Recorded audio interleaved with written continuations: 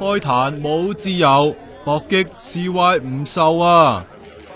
一張雕空了無人坐的凳，仍令我再不甘地行近。呢個情景真係似曾相識啦。In China, we can say that.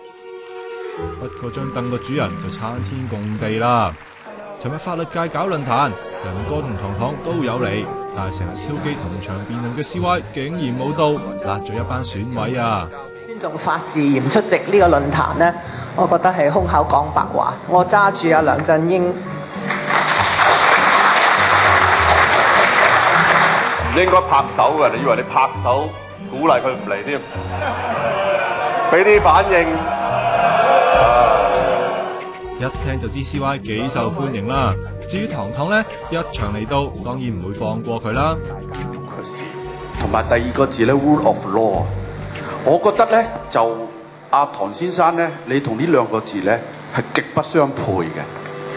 點解咧？第一，因為你管唔好你太太，你太太僭潔；第二，你唔配做民主，就因為你參加呢個小圈子選舉。咦，咁咪即係話埋仁哥？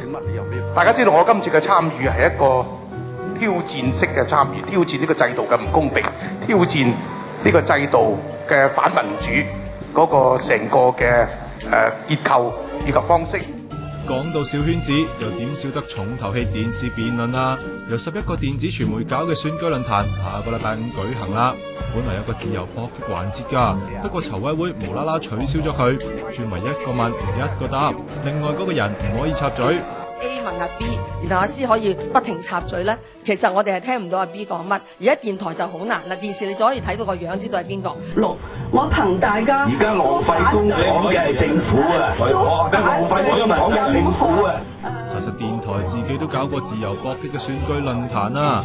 你估個個都好似毓民咁好中氣嘅咩？消息話反對自由搏擊嘅係 CY 陣營，仁哥同糖糖都話冇問題㗎。佢哋嘅聲音喺媒介上面亦都係耳熟能詳，佢哋答聲嘅情況，我哋都可以理解，可以想像到。而家唔係一個美國總統初選6、7個候選人，而家係3個候選人。佢哋話 CY 反對，籌委會就改，有偏幫之嫌啊！係咯 ，CY 之前就挑人機，依家就斯斯縮縮，你唔會驚仁哥同糖糖夾擊你啩？